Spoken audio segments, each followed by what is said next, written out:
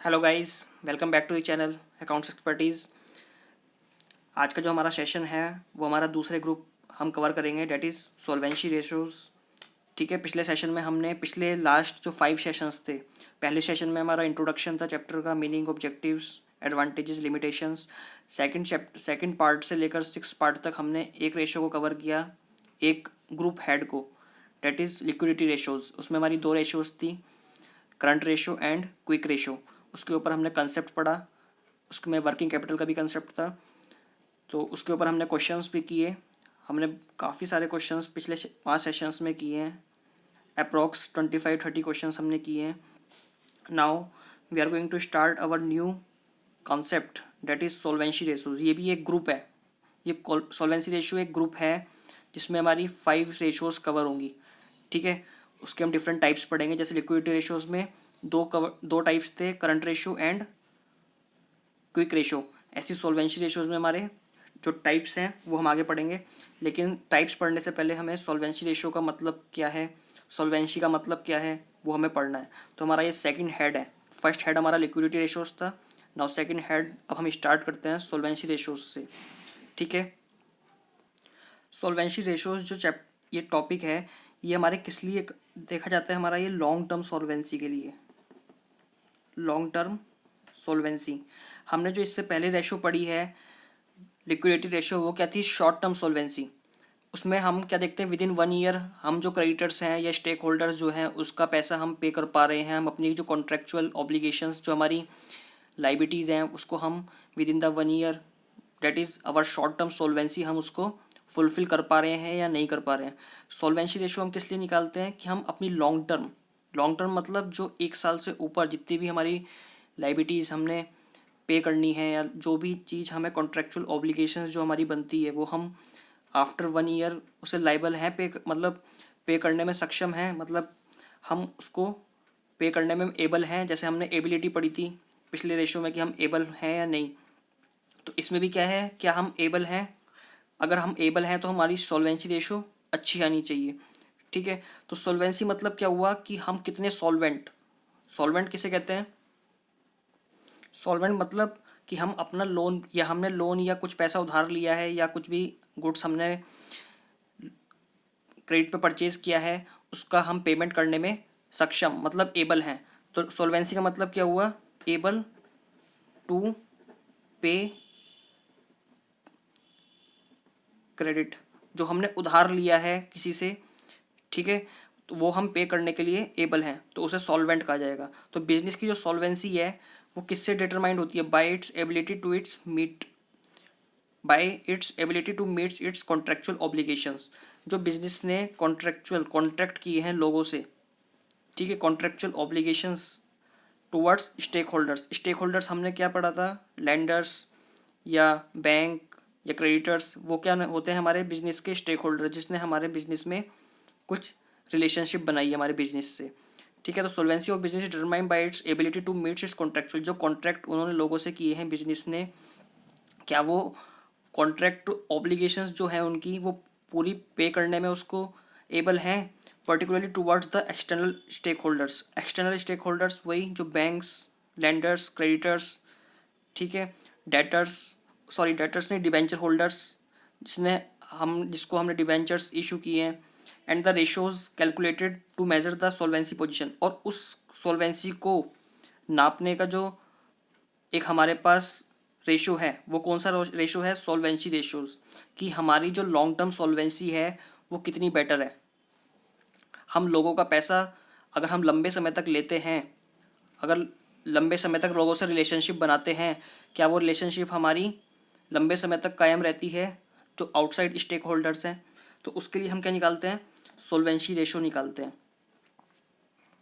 External stake holders कौन हो गए हमारे, बैंक्स, क्रेडिटर्स, ठीक है, और डिबेंचर होल्डर्स, ये हमारे स्टेक होल्डर जिसका हमें क्या करना है, फ्यूचर में पैसा पे करना है जब वो ड्यू हो जाएगा। जिस दिन वो हमसे पैसा मांगने के लिए आए, तो उस दिन जब उनका पैसा ड्यू हो गया हमें देने के लिए, हम लायबल हो गए उनका पैसा पे करने के लिए, और उनका पैसा ड्यू डेट आ गई उनका पैसा पे करने की, क्या उस दिन हम तो उस दिन हम उनका पैसा पे करने के लिए एबल हैं, तो उसके लिए हम क्या निकालते हैं, सॉल्वेंसी रेशो, जो हमारी सॉल्वेंसी पोजीशन को बताता है। The person who have advanced money to the business on long term basis are interested in safety of their periodic payment of interest as well as the repayment of principal amount at the end of the loan period। अगर हमने किसी को लंबे समय के लिए loan दिया है तो हम क्या एक्सपेक्ट करते हैं कि वो पैसा हमारा विद इंटरेस्ट पे कर दे। ठीक है, the persons who have advanced money, let's suppose मैंने किसी को लोन दिया है किसी बिजनेस को ऑन लॉन्ग टर्म बेसिस, मतलब लंबे समय के लिए, are interested in safety of their periodic payment. तो जो मैंने पे उनको लोन दिया है किसी बिजनेस को या कंपनी को, ठीक है, तो मैं क्या एक्सपेक्ट करूँगा जिसको मैंने लोन दिया है कि वो मेरा पैसा सेफ है। क्या कंपनी मेरा पैसा 1 साल बाद जब मैं उससे मांगने जाऊँगा पैसा अपना वापस, क्या वो पे कर देगी विद इंटरेस्ट।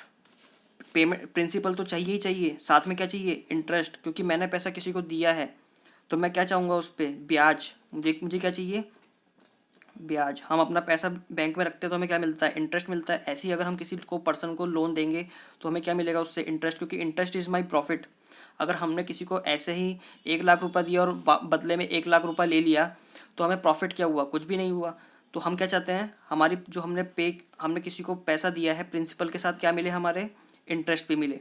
ठीक है, लेकिन हम जो यहाँ पे काम कर रहे हैं, हम जो सॉल्वेंसी रेशियो देख रहे हैं वो किसके बिहाफ पे देख रहे हैं, किसके पॉइंट ऑफ व्यू से देख रहे हैं, कंपनी के पॉइंट ऑफ व्यू से।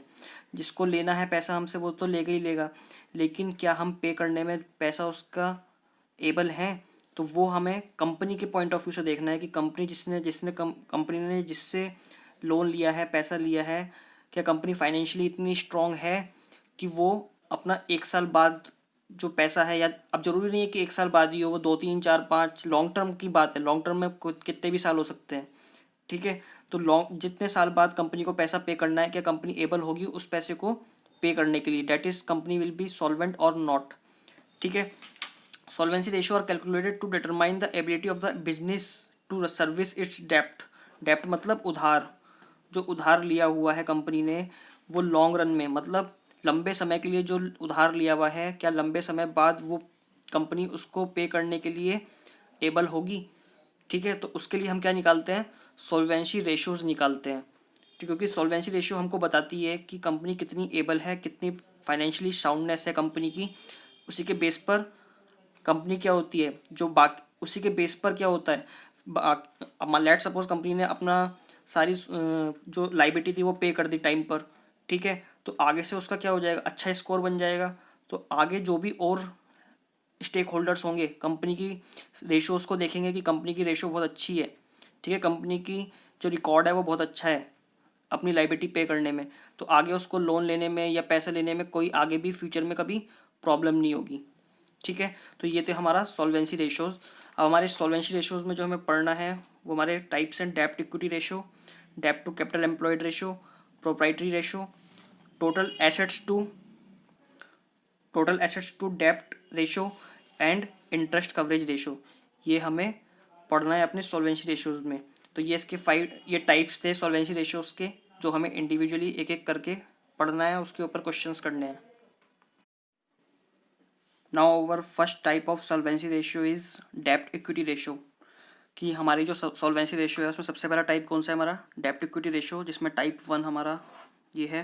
This ratio measures the relationship between the long term डेप्ट एंड इक्विटी। ये जो रेशियो है वो किस में रिलेशनशिप मतलब मेजर करती है, एक तो लॉन्ग टर्म डेप्ट जो हमने ले रखे हैं और इक्विटी जो है हमारे पास कंपनी की। ठीक है, एक equity share holders and long term debts. डेप्ट और इक्विटी में क्या फ़र्क है, डेप्ट हमारे एक तरह से उधार है और इक्विटी क्या है, जो हमने शेयर होल्डर से पैसा लिया हुआ है। ठीक है, shareholders are the owners of the company. Shareholders क्या होते हैं, कंपनी के ओनर्स होते हैं। और डेप्ट क्या होते हैं, डिबेंचर होल्डर्स, जो हमने उधार लिया हुआ है वो आउटसाइडर्स होते हैं। ठीक है, स्टेक होल्डर्स होते हैं कंपनी के। इफ डेप्ट component of the total long term funds employed is small, अगर हमारी लाइबिलिटी है, लाइबिलिटी साइड होती है हमारी, लाइबिलिटी साइड में अगर डेप्ट का कंपोनेंट कम है तो क्या होगा, आउटसाइडर्स फील्स मोर सिक्योर। ठीक है, क्योंकि उनके पैसा क्या होगा, उन्होंने कम कम पैसा दिया होगा कंपनी को लोन पर, तो उन्हें डर भी कम क्या होगा, कम होगा कि उनका पैसा कम ही डूबेगा, अगर डूबेगा तो कम डूबेगा। ठीक है, अगर कंपनी पे नहीं कर पाई तो कम पैसा पे नहीं कर पाएगी कंपनी आउटसाइडर्स का, तो वो ज़्यादा सिक्योर फील करेंगे अपने आप को अगर कंपनी के पास डेप्ट कम है इन कंपैरिजन टू इक्विटी। ठीक है, from security point of view capital structure with less डेप्ट एंड मोर इक्विटी। मतलब कैपिटल स्ट्रक्चर जो कंपनी की हम बैलेंस शीट बनाते हैं, बैलेंस शीट में क्या होती है, कैपिटल होती है, एक डेप्ट होता है, लॉन्ग टर्म डेप्ट एंड शॉर्ट टर्म डेप्ट्स। ठीक है, तो लॉन्ग टर्म डेप्ट्स जो होते हैं जो हमारे लंबे समय के होते हैं, शॉर्ट टर्म डेप्ट्स जो जैसे करंट लाइबिलिटीज़ वो, और यहाँ हमारी इक्विटी होती है। तो अगर जितनी इक्विटी ज़्यादा होगी और शॉर्ट डेप्ट हमारा कम होगा, उतना ज़्यादा क्या होगा, हमारा फेवरेबल होगा, वो कैपिटल स्ट्रक्चर क्या मानी जाएगी, फेवरेबल मानी जाएगी। As it reduces the chances of bankruptcy, मतलब कि जो कंपनी दिवाला होने के चांसेस हैं, कहते हैं ना कंपनी का मतलब किसी का दिवाला निकलना, तो दिवाला क्या है कि कंपनी अगर पे नहीं कर पा रही है तो उसकी क्या हो जाएगी, कंपनी की एसेट्स भी बिक जाएगी, ऑक्शन हो जाएगी, तो उसका दिवाला हो जाएगा। ठीक है, लेकिन अगर इक्विटी ज़्यादा होगी तो इक्विटी क्या है, इक्विटी शेयर होल्डर से कंपनी क्या नहीं कर सकती, इक्विटी शेयर होल्डर कंपनी को पैसा पे नहीं करना है। अगर in the event of wind up अगर कंपनी बंद भी होती है तो कंपनी का क्या है, कंपनी के पास राइट है कि वो इक्विटी शेयर होल्डर से पैसा मंगाए जो उन्होंने कॉल्स पर पैसा पे नहीं किया। ठीक है, तो equity share holders are the owners, वो कंपनी के मालिक है। जो अगर हम छोटा बिजनेस भी लेते हैं तो उसमें क्या होता है, जो ओनर होता है वो मालिक होता है, वो उसमें कैपिटल इंट्रोड्यूस करता है अपने बिजनेस में। ऐसे ही हम जो शेयर कैपिटल हमारी कंपनी की बनती है वो किसके किसके उससे बनती है, शेयर होल्डर्स के कॉन्ट्रीब्यूशन से। तो shareholders are the owners of the company and debenture holders are the के डिबेंचर होल्डर्स या जिसने डेप्ट दिया है वो क्या है, कंपनी के क्रेडिटर्स। ठीक है, तो ये जो रेशो है वो किस लिए हम ऐसे कंप्यूट करते हैं, to assess the financial soundness, long term financial soundness of the enterprise. मतलब कि कंपनी की लंबे समय की जो फाइनेंशियल साउंडनेस है, फाइनेंशियली कितनी स्ट्रांग है कंपनी, लंबे समय के लिए है या नहीं है, वो हम इस रेशो से कंप्यूट करते हैं। अब इस रेशो का फॉर्मूला क्या है, डेप्ट इक्विटी रेशो का formula long term debts upon share holders fund. ठीक है, ये हमारा डेप्ट इक्विटी रेशो का मेन फॉर्मूला है। अगर क्वेश्चन में हमें लॉन्ग टर्म डेप्ट निकालने के लिए कहा है तो हम लॉन्ग टर्म डेप्ट कैसे निकालेंगे, लॉन्ग टर्म डेप्ट निकालने का हमारे पास क्या तरीका है, लॉन्ग टर्म डेप्ट निकालने का तरीका, एक तरीका है, हम सबसे पहला फर्स्ट डेप्ट में हम क्या करते हैं, लॉन्ग टर्म बोरोइंग्स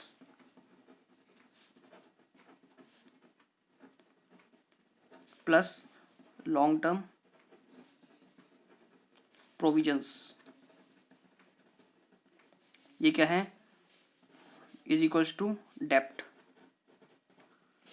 ठीक है, एक तरह से अगर हमें क्वेश्चन में लॉन्ग टर्म बोरोइंग्स दिए हुआ है और लॉन्ग टर्म प्रोविजंस दिए हुए हैं तो उसको ऐड करके हम क्या निकाल सकते हैं, लॉन्ग टर्म डेप्ट। ये क्या हो जाएगा हमारा लॉन्ग टर्म डेप्ट, जो हमें क्वेश्चन में क्वेश्चन में फॉर्मूले में अपनी यूज़ करना है लॉन्ग टर्म डेप्ट। दूसरा तरीका क्या है लॉन्ग टर्म डेप्ट निकालने का, अगर हमें क्वेश्चन में टोटल डेप्ट दिया हुआ है,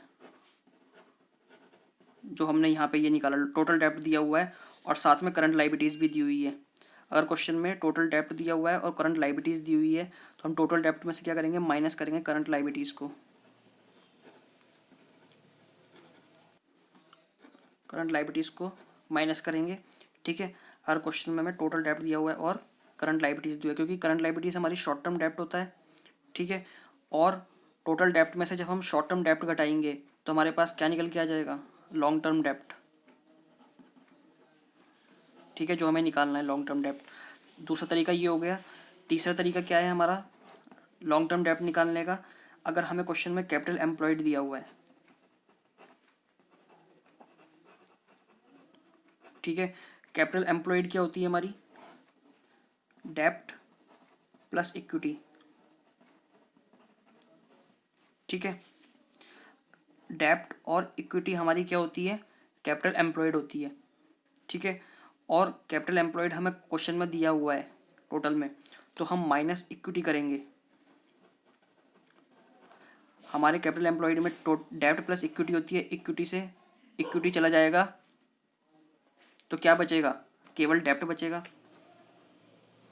तो ये आ गया हमारा लॉन्ग टर्म डेप्ट। ठीक है, कैपिटल एम्प्लॉयड में जो डेप्ट होता है हमारा, ये कौन सा डेप्ट होता है, लॉन्ग टर्म डेप्ट। ठीक है, लॉन्ग टर्म डेप्ट और प्लस इक्विटी मिलाकर हमारी क्या बनती है, कैपिटल एम्प्लॉयड। ठीक है, जब कैपिटल एम्प्लॉयड हमारी है, कैपिटल एम्प्लॉयड में से जब हम इक्विटी माइनस करेंगे तो क्या बचेगा, लॉन्ग टर्म डेप्ट बचेगा। तो क्वेश्चन में अगर हमें इन चीज़ों में से हम किसी भी पॉइंट ऑफ व्यू से अपना लॉन्ग टर्म डेप्ट निकाल सकते हैं। तो कैपिटल एम्प्लॉयड निकालने का हमने एक तरीका तो ये देखा कि हम डेप्ट प्लस इक्विटी करें, जिसमें डेप्ट कौन सा है, ये लॉन्ग टर्म डेप्ट प्लस इक्विटी। ठीक है, तो फिर लॉन्ग टर्म डेप्ट प्लस इक्विटी है तो हमने इक्विटी माइनस करा तो हमारे पास क्या बचा, लॉन्ग टर्म डेप्ट बचा। हमारे पास कैपिटल एम्प्लॉयड निकालने का एक तरीका ये है। दूसरा तरीका क्या है हमारे पास कैपिटल एम्प्लॉयड निकालने का, डेप्ट non current assets plus working capital minus fictitious assets. ठीक है ना, तो हमारे पास सबसे पहला तरीका क्या हुआ लॉन्ग टर्म डेप्ट निकालने का, लॉन्ग टर्म बोरोइंग्स को जोड़ दिया। लॉन्ग टर्म बोरोइंग्स मतलब जो हमने पैसा उधार लिया है, लॉन्ग टर्म प्रोविजंस वो कि जो खर्चे, जो मतलब कि क्या कहते हैं, हमने कोई अमाउंट डिटरमाइन नहीं कर पा रहे हैं। ठीक है, तो हम उसके लिए क्या करते हैं, एक प्रोविज़न बना देते हैं। तो लॉन्ग टर्म प्रोविज़न हमने किसी चीज़ का बनाया हुआ है। ठीक है, तो उसको क्या करते हैं हम, प्रोविज़न किस केस में बनता है, जिस केस में हम किसी अमाउंट को डिटरमाइन या कैलकुलेट नहीं कर पाते तो हम क्या करते हैं, उस चीज़ को प्रोविज़न बना देते हैं कि हमें फ्यूचर में ये चीज़ अमाउंट पे करना है। ठीक है, तो हम प्रोविज़न बना देते हैं। तो लॉन्ग टर्म डेप्ट निकालने का पहला तरीका, अगर क्वेश्चन में ये चीज़ें दी हुई हैं बोरोइंग्स और प्रोविज़न, तो हम उसको ऐड करके लॉन्ग टर्म डेप्ट निकालेंगे।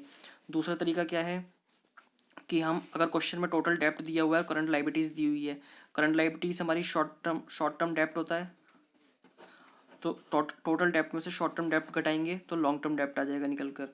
ठीक है, दूसरा तरीका हमने ये देखा। तीसरा तरीका क्या है कि अगर क्वेश्चन में कैपिटल एम्प्लॉयड दिया हुआ है, या कैपिटल एम्प्लॉयड ना देकर लॉन्ग टर्म डेप्ट और इक्विटी दिया हुआ है, तो हम केवल लॉन्ग टर्म डेप्ट को ले लेंगे क्योंकि लॉन्ग टर्म डेप्ट दिया हुआ है ऑटोमेटिकली। अगर कैपिटल एम्प्लॉयड दिया हुआ है तो कैपिटल एम्प्लॉयड में से इक्विटी माइनस करेंगे तो हमारा लॉन्ग टर्म डेप्ट निकल के आ जाएगा। ये तरीका एक है कैपिटल एम्प्लॉयड निकालने का। दूसरा तरीका क्या है, non current assets. Non current assets कौन से होते हैं हमारे, fixed assets, tangible and intangible, and working capital. Working capital हम पिछले सेशन में निकाल के आए हैं, कैसे निकालते हैं वर्किंग कैपिटल हम, minus fictitious assets. Fictitious assets कौन सी होती हैं, जो हमारे खर्चे जो हमें फ्यूचर में क्लेम करने हैं। अगर खर्चा हमने अपने P&L में नहीं डाला हुआ है तो हमारा खर्चा जो हमने क्लेम नहीं किया हुआ है अपने बुक्स ऑफ अकाउंट्स में, तो वो खर्चा भी हमारा क्या है, कुछ समय के लिए एसेट बन जाता है जब तक हम उस खर्चे को अपने जो आने वाले साल हैं उसमें उसको क्लेम नहीं करेंगे। तो वो फिक्टिशियस एसेट्स क्या होती है, हमारी बैलेंस शीट में शो होती हैं, जैसे डेफर्ड रेवेन्यू एक्सपेंडिचर या मिसलेनियस एक्सपेंडिचर, जो भी चीज़ें होते हैं वो फिक्टिशियस एसेट्स में हमारे आते हैं। ठीक है, तो एक तरीका हमने ये पढ़ा कैपिटल एम्प्लॉयड निकालने का, लॉन्ग टर्म डेप्ट प्लस इक्विटी। ठीक है, तो कैपिटल एम्प्लॉयड हमारी ये मिलाकर बनती है, तो कैपिटल एम्प्लॉयड में से हम इक्विटी माइनस करते हैं तो लॉन्ग टर्म डेप्ट आ जाता है। और दूसरा तरीका क्या है हमारा कैपिटल एम्प्लॉयड निकालने का, non current assets plus working capital minus fictitious assets. फिर जब इसमें हम ये कैपिटल एम्प्लॉयड निकाल लेंगे तो हम उसमें से इक्विटी माइनस करेंगे तो हमारा लॉन्ग टर्म डेप्ट निकल के आ जाएगा। तो हम अब तक इसके ऊपर बात कर रहे थे, जो हम लॉन्ग टर्म डेप्ट कैलकुलेट करेंगे। हमने इसके 3 क्या पढ़े, मेथड्स पढ़े निकालने के। ठीक है, अब क्या आता है हमारे ऊपर, हमारे पास दूसरा पार्ट शेयर होल्डर फंड। अब हमें क्या निकालना है, सेकंड पार्ट में share holder fund. Long term डेप्ट हम निकालना हमने देख लिया है किस तरह से निकाल सकते हैं। ये 3 तरीके थे, 1 and second and third one. ठीक है, तो कैपिटल एम्प्लॉयड माइनस से हम इक्विटी माइनस करेंगे तो क्या आ जाएगा, लॉन्ग टर्म डेप्ट्स निकल के आ जाएंगे हमारे। अब आता है share holder fund. Share holder fund किसको कहते हैं हम, जो हमारा शेयर कैपिटल, जो हमारी बिजनेस में शेयर कैपिटल है। ठीक है, शेयर कैपिटल भी दोनों तरह की, एक तो equity and preference. Share capital के अंदर दोनों कैपिटल आएंगी हमारी, इक्विटी भी आएगी और प्रीफरेंस भी आएगी। Reserve and surplus, reserve and surplus जो हमारे सिक्योरिटी प्रीमियम होता है या कोई जनरल रिजर्व होता है वो हमारे रिजर्व एंड सरप्लस में आएगा। ठीक है, money received against share warrants. तो ये जो money received against share warrants क्या होता है हमारा, जो हमारी बड़ी कंपनीज होती हैं या रेपुटेड कंपनीज जो होती हैं वो क्या करती हैं, उनके जो शेयर्स है कई बार जो पर्सन उनको अप्लाई करता है शेयर्स के लिए, तो कई बार कंपनी के शेयर्स पर्सन को मिल नहीं पाते हैं क्योंकि उनके शेयर्स की डिमांड ज़्यादा होती है और सप्लाई कम होती है। ठीक है, तो उस केस में क्या होता है, कंपनी एक डॉक्यूमेंट इशू कर देती है किसको, जिस पर्सन ने शेयर्स के लिए अप्लाई किया है कि आपको जो शेयर्स है हम फ्यूचर में अलॉट कर देंगे लेकिन उसका एडवांस में आप हमें पैसा दे दीजिए। ठीक है, तो कंपनी क्या करती है, पैसा एडवांस में ले लेती है बिना शेयर्स अलॉट किए। ठीक है, शेयर्स अलॉट नहीं किए जबकि एक डॉक्यूमेंट इशू कर दिया, इसे क्या कहते हैं, ये डॉक्यूमेंट क्या है, document share warrant. Share warrant issue कर दिया कि हम आपको फ्यूचर की किसी डेट पर शेयर्स अलॉट कर देंगे। ठीक है, तो उस पर्सन के पास क्या आ जाता है, राइट आ जाता है कि जब फ्यूचर में उसने जो आज की डेट में पैसा एडवांस में पे किया हुआ है तो वो फ्यूचर में जाके उसके पास क्या राइट आ जाता है कि वो शेयर्स एक्वायर कर सकता है कंपनी के। ठीक है, तो कंपनी के पास क्या आया हुआ है, पैसा एडवांस में आया हुआ है, तो वो किसका पार्ट हो गया, शेयर होल्डर फंड का पार्ट हो गया है। तो हमारे शेयर होल्डर फंड में एक आ गया शेयर कैपिटल, एक रिजर्व एंड सरप्लस, तीसरा money received against share warrant, चौथा share application money pending allotment. ठीक है, केवल शेयर एप्लीकेशन मनी अलॉटमेंट को छोड़कर। तो ये चार चीज़ें हमारी क्या है, ये हमारा किसका, शेयर कैपिटल का पार्ट है, share application money pending allotment. ठीक है, तो ये हमारे शेयर होल्डर्स फंड के पार्ट है जो हमें शेयर होल्डर फंड कैलकुलेट करते समय इनको कंसिडर करना है। अब शेयर होल्डर फंड, जैसे हमने लॉन्ग टर्म डेब्ट्स निकालने के 3 तरीके देखे, ऐसी शेयर होल्डर फंड निकालने के हमारे पास 3 तरीके हैं। एक तरीका है share capital plus reserve and surplus को plus money received against share warrant plus share application money pending, इन चारों को ऐड करना। दूसरा तरीका है हमारे पास non current assets.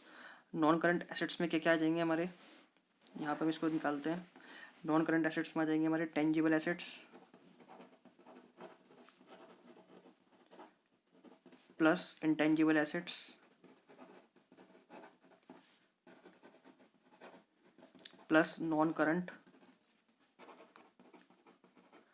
Trade investment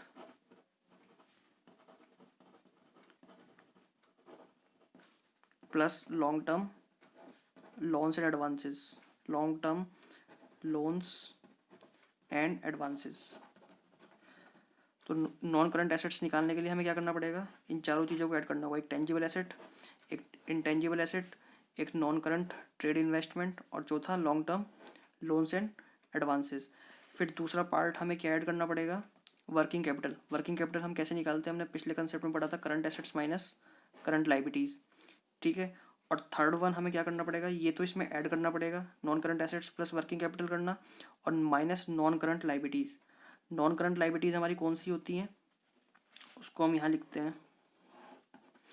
non current liabilities हो गई हमारी लॉन्ग टर्म बोरोइंग्स, जो लंबे समय के लिए हमने बोरोइंग्स ली हैं, प्लस लॉन्ग टर्म प्रोविजंस।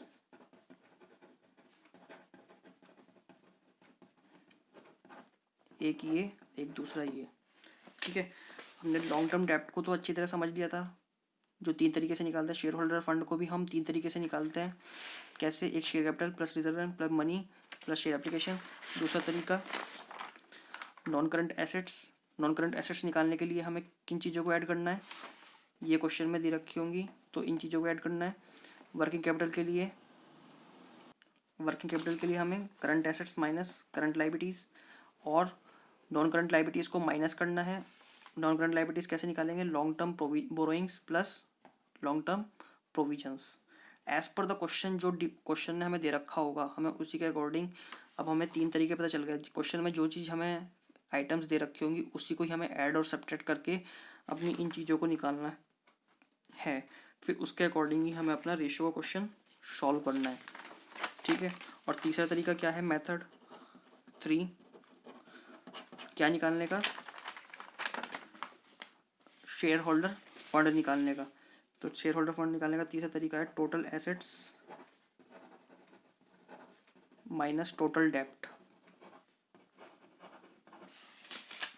ये था मेथड 1, ठीक है, जो हमने 4 चीज़ें ऐड करनी थी। मेथड 2 था जब शेयर होल्डर फंड में से निकालने के लिए हमें non current assets plus working capital add करना था, minus non current liabilities minus करनी थी। और इन चीज़ों को निकालने के लिए हमने यहाँ पर डिस्कस किया कि क्या क्या आइटम्स हमें ऐड और सब्ट्रैक्ट करनी है। टेंजिबल एसेट्स जो दिखने वाले होते हैं, इंटेंजिबल जो दिखते नहीं है, नॉन करंट ट्रेड इन्वेस्टमेंट जो इन्वेस्टमेंट करंट मतलब हमने नॉन करंट मतलब जो करंट नहीं है, और करंट क्या होती है हमारी जो छोटे समय के लिए होती है, नॉन करंट क्या होती है लंबे समय के लिए जो हमने इन्वेस्टमेंट की हुई है। Long term loans and advances जो हमने लंबे समय के लिए लोन या एडवांस दिया हुआ है लोगों को या कंपनी को, ठीक है। और नॉन करंट लाइबिलिटीज़ क्या होती हैं, लॉन्ग टर्म बोरोइंग जो हमने लंबे समय के लिए पैसा लिया हुआ है, और लॉन्ग टर्म प्रोविजंस जो हमने क्रिएट किए हुए हैं अपने बैलेंस शीट में, ठीक है। और तीसरा तरीका क्या है शेयर होल्डर फंड निकालने का, शेयर होल्डर फंड निकालने का मेथड 2 ये था। मेथड 3 है टोटल एसेट्स, जो टोटल एसेट्स आती है हमारी, टोटल एसेट्स में से क्या करना है डेप्ट के पार्ट को, ये हमारी बैलेंस शीट होती है, यहाँ पर टोटल एसेट्स ये होता है इक्विटी और ये होता है डेप्ट। तो टोटल एसेट्स में से हम क्या घटाएंगे, टोटल डेप्ट घटा देंगे, लॉन्ग भी और शॉर्ट टर्म डेप्ट भी, मतलब करंट लाइबिलिटीज़ भी। तो हमारा क्या निकल के आ जाएगा इक्विटी। इक्विटी क्या होती है हमारी शेयर होल्डर फंड,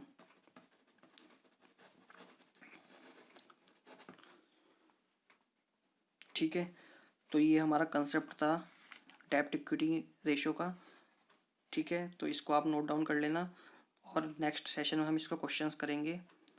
तो आज के लिए इतना ही, मिलते हैं नेक्स्ट सेशन में with questions of this topic that is डेप्ट इक्विटी रेशो।